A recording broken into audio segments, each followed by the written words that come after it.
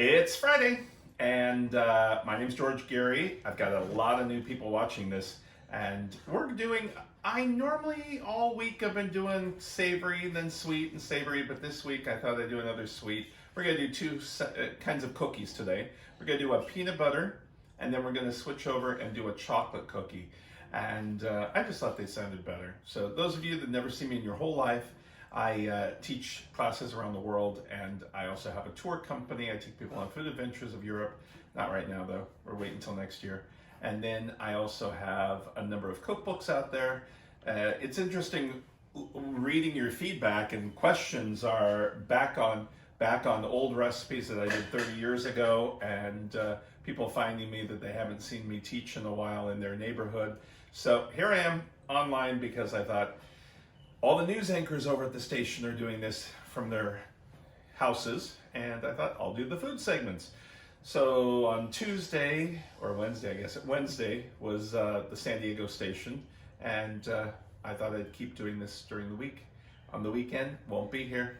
I'm gonna go out and see the sunshine. I live in Southern California, and it's really nice, and Neil is our cameraman today. And you might see his fingers once in a while because he gets them in the way. And he asks questions because he doesn't really cook, which is kind of interesting. He does cook once in a while, but he asks questions he eats. So simple recipe. I try to keep everything pretty simple, nothing too difficult. But we've got, the recipes are online. After you watch this, it should be on my website, on my blog, and you can see all that there.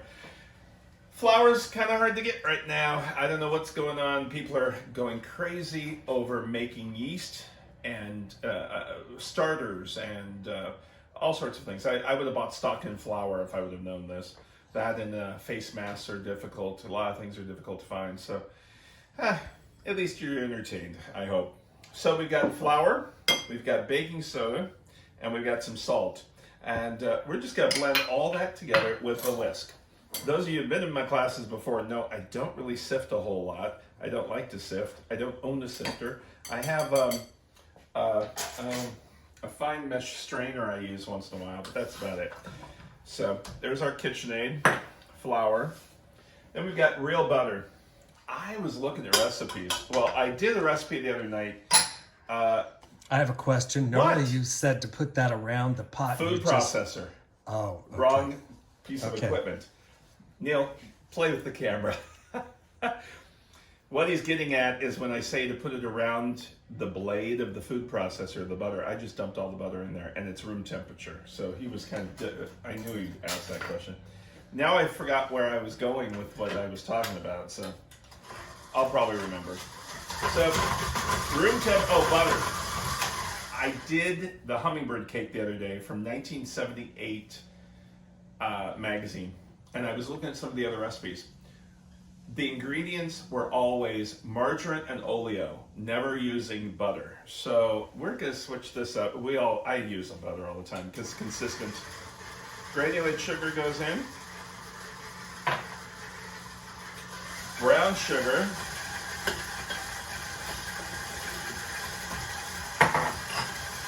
And we've got some eggs. Eggs were hard the first 3 weeks ago. I had to go to an egg farm. Got plenty of eggs now. My grocery store is getting a little bit back to normal. Still, the paper products aren't there. We're gonna scrape the edges. The things that are interesting that you didn't think of, but like we have a meat counter that was closed down for about 2.5 weeks. It's back going. They were having pounds of meat you could buy, things like that. They're letting you buy anything you want now. I guess people's fridges and freezers are full. Come to think of it, people asked if I got my new fridge. We did. It got delivered the other day.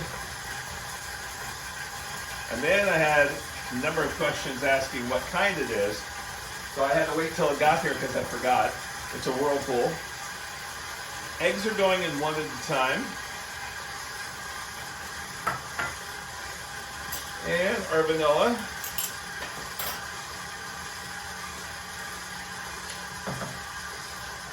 And I told you the other day, if you didn't catch the shows from a couple days ago, you can see them all on YouTube under George Gary, all one word, I believe.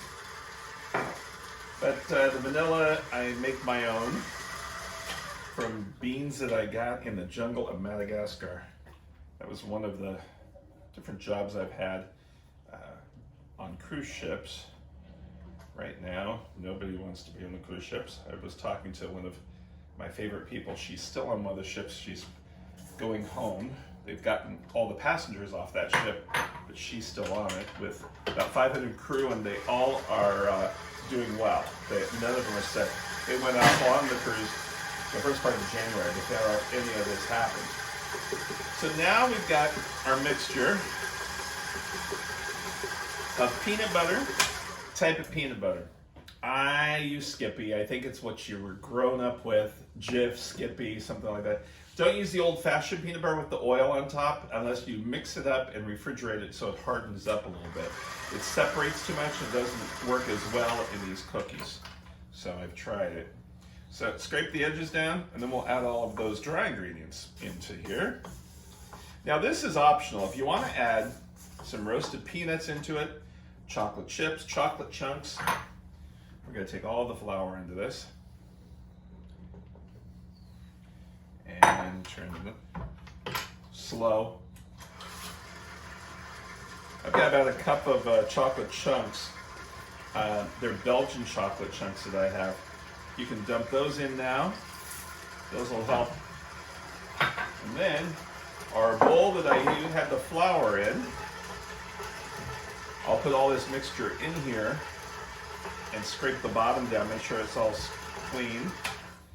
And then I'm going to refrigerate it. Now, I like your questions that I get afterwards.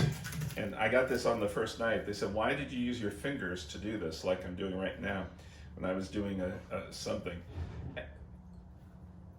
What was that? Something outside. And that is fine to use your fingers for things like this. Wash your fingers a lot. Now, what you're going to do is, this is unbaked. So you don't really worry about it until after it's baked, then you worry. So you're gonna clean the edges and take your dough. The raw dough is like the best. I like how people say, oh, you're gonna get worms. I've been eating raw dough my whole life and I don't think I've had worms yet, so I think it's all right. But I'm not, I've even seen on the pounds of flour, it says do not eat raw. I'd like to see somebody take a spoon of flour and eat it. I don't think I'd do that. But I think everybody's worried about getting sued about something, so you want to scrape the edges down and refrigerate this, cover it, and refrigerate it just for about 20 minutes. While that's in my new refrigerator, I will there we go. So fridge.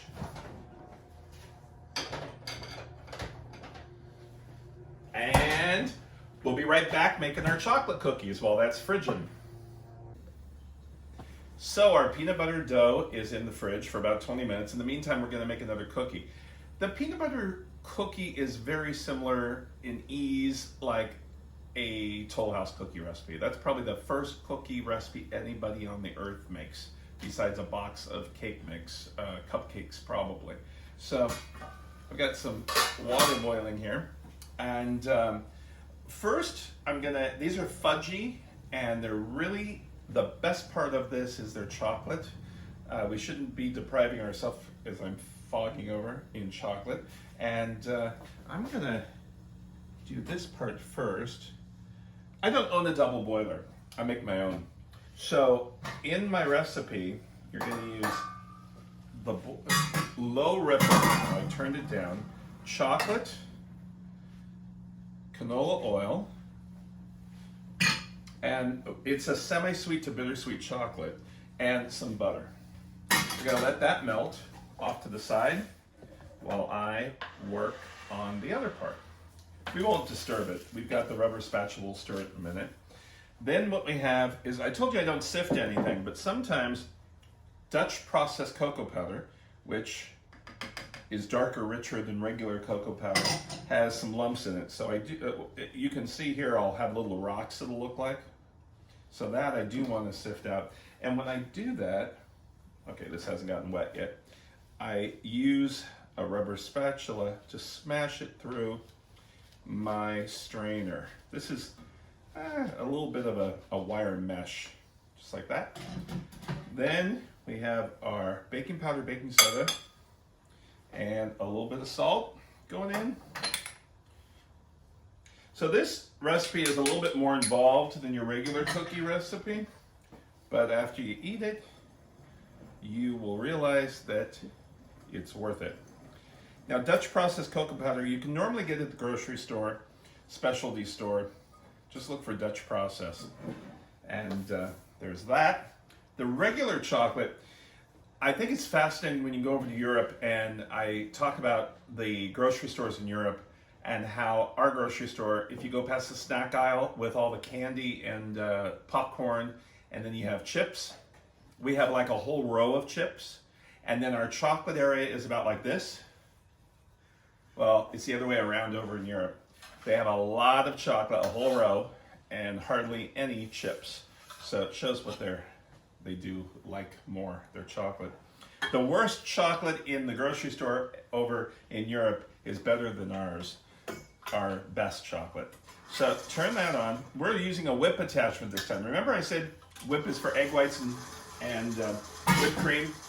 We want a lot of air in these eggs. So we put the eggs in, and the sugar will dissolve with the eggs. And we do that for about 3 minutes. Everything room temperature. Room temperature is so much easier to incorporate everything. So we're going to get back to our chocolate, and we're going to melt this. Now, and the butter and that oil is all in here. We use the butter and the oil, butter for the flavor, the oil to lubricate all this stuff up. And make sure you use canola oil, don't use olive oil, because canola is a very neutral flavor oil where olive oil has a lot of different flavors to it. For something like this, we want the chocolate to come out. Look at, can you see in here? Neil's going to come closer with this. Look how it's almost like whipped cream. That's what we want. I'm going to keep that turning for a bit until my chocolate's all melted. And I'm going to go back to take this off of the steam and stir this. Maybe the chocolate's all melted by the time I stir it. You want this to be chopped in little pieces. And don't use chocolate chips. Use a bar of chocolate. Everyone has Trader Joe's by them. You can use that Pound Plus bar that is made in Belgium. That'll work out okay. I get some European chocolates when I go to Europe, and then sometimes here I'll pick some up. One of my first years of France, I had a group, and this one lady, she bought 25 pounds of chocolate. Her luggage was overweight. She had to pay for that. Then she got home and she realized the chocolate was cheaper at home than it was there. But when you're on vacation or on food tours, you think, why not? And you buy more. I still have some chocolate molds I bought the very first time I went to France 30 years ago, and I still haven't used them. But there are some things I do use. I have a copper pot that I bought in Paris that just sits there. And then I had some of you ask about my double boiler back there. I don't use these. And this is a double boiler that Julia Child owned, and it's from her French kitchen in the south of France. And here you would put it in here, but sometimes double boilers have a ridge and you can't get the chocolate out of the ridge. So I just don't. Plus I polish this up and put it on my stove just to sit there. Remind me of Julia. All right, so now we've got all of our chocolate melted, our egg yolk, and sugar. And we will take the whip. And we have our dry ingredients. So these are our three things. And then we have some chocolate chunks to put into the cookie after. Now, we also have some whole milk. Whole milk is not refrigerated. It's just room temperature. We're gonna add that to our chocolate mixture. If it's cold, it will curdle, and it's not cold, so it should be fine. Whisk that. So it's almost like a chocolate milk.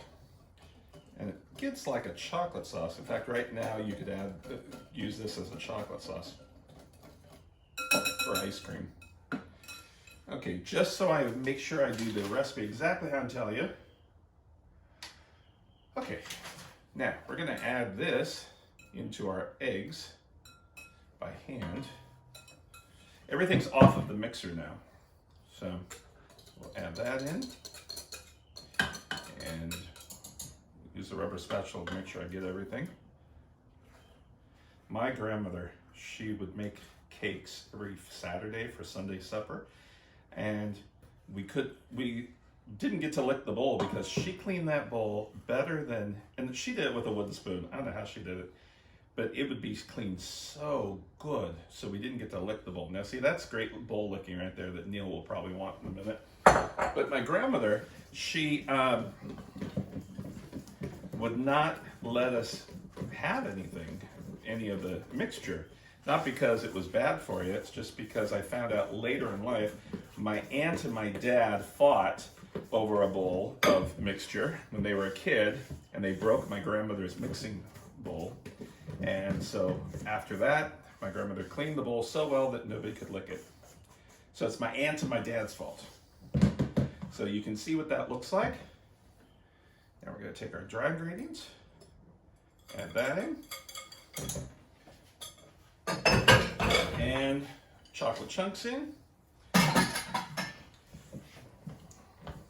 We'll fold this.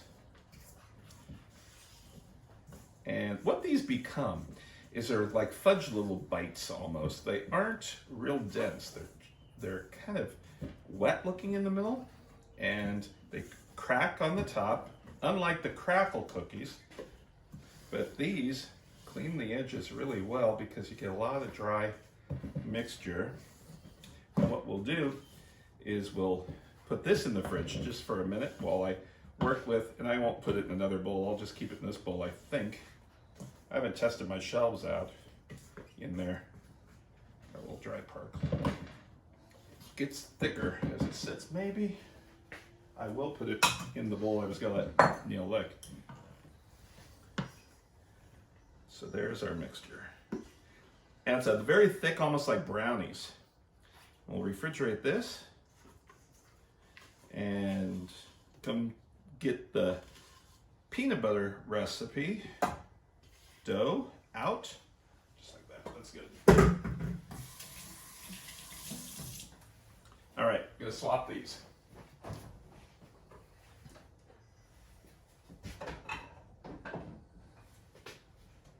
And peanut butter. All right, now we have trays, and I talked about these the other day, but I have to remember not all of you watch this every single day. So I do not use cookie trays that are without sides. A normal cookie tray has only one side where you hold on to. And I've read in a lot of books, cookie books, people will say, oh, you need without the sides so the airflow in the oven works. My whole thing, is my oven on? No, it's not. Bake 350. All right. So what it is, it's, I feel if your oven needs airflow to go over this much, you have problems. So these are the best because they're half sheet trays or half bun pans, they call them. And parchment paper you can buy into a box, and they are fitting perfectly to where you don't have to take the roll.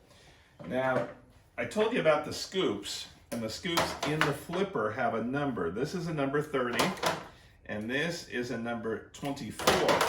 So if you look at this, the 24 is bigger than the 30. You get 30 scoops in a quart, 24 scoops.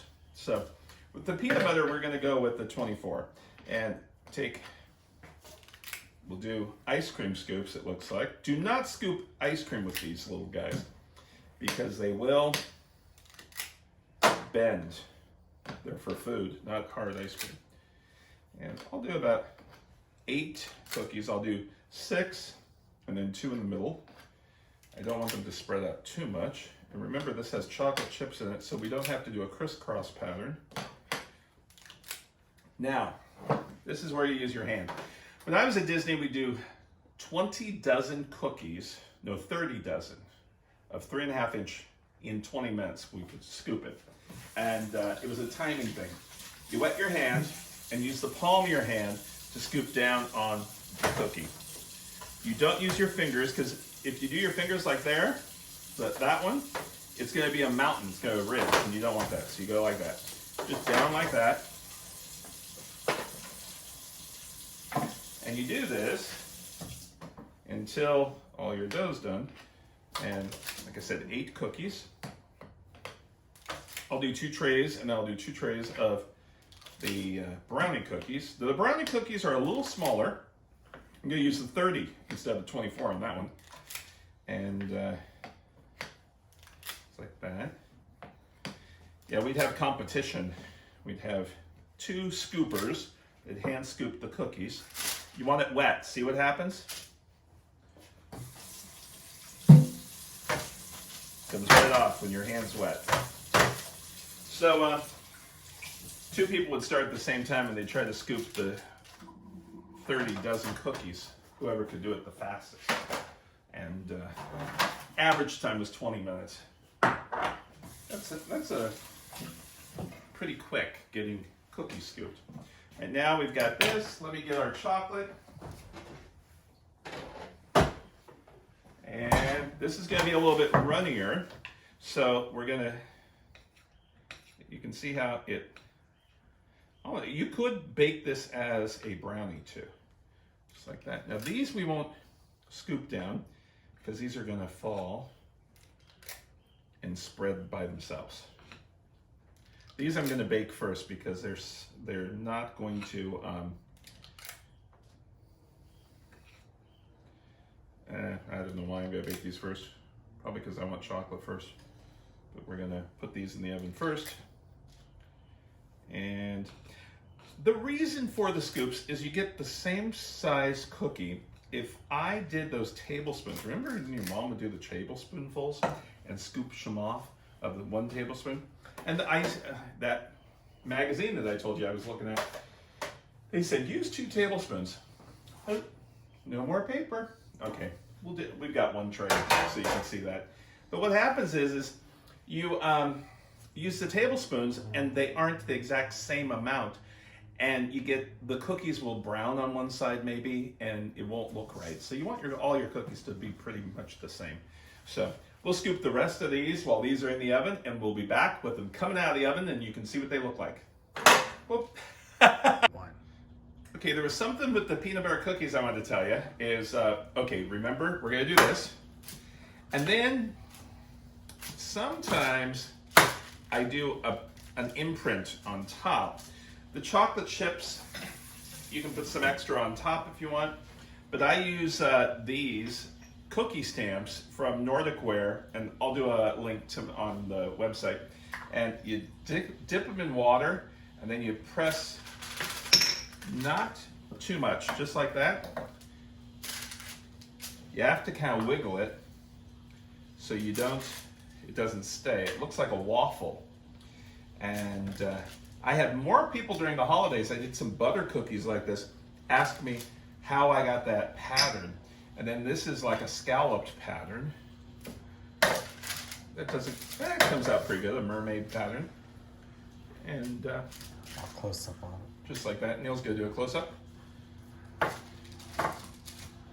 Okay, there's the close-up. So there's your waffle and scallop. And those will come out, and they look good. And lastly, well, the chocolate are in the oven right now. Neil thinks that I told you about the double boiler, that it was like Julia's. No, that was Julia's from the south of France. I did not steal it. I have a lot of things from her. I've got some other pots and pans up there from when I used to take groups to the south of France at her home. where she wrote her French cookbooks. And I have a nice collection of all the books also. And the last person that got to sleep in Julia's old bed before they redid it is a friend of mine from this Atlanta. Dennis got to do that, and so he was the last one that year. So we're waiting for him to bake, and we'll pull him out of the oven in just a moment. So the chocolate cookies are ready, so we're going to take them out and show you what they look like. We got 2 trays, and they're almost like those crinkle cookies, but they are brownie cookies, and they're going to fall and look raw. These bake only at 300 degrees. So the second tray, yeah, almost done. Another 2 minutes for those. I'm going to put some peanut butter ones in. And the thing is with these is only 300 degrees. It's not a typo. And you're going to let them sit for 30 minutes on the tray because they're still baking. And then you'll lift them off. They'll come off and they'll flatten. And we'll show you those in just a minute. All right, our peanut butter came out here. They're big. So if you want smaller, use the smaller scoop. Here's our chocolate already cooled, and they crackle, and they're like fudge. So they won't last long in your house. And we hope you enjoy the cookies tonight. We'll see you on Monday. I'm not sure what I'm making, but I'll let you know. Thanks a lot, and have a great, safe weekend. Wash your hands, and don't go out if you don't need to. Take care.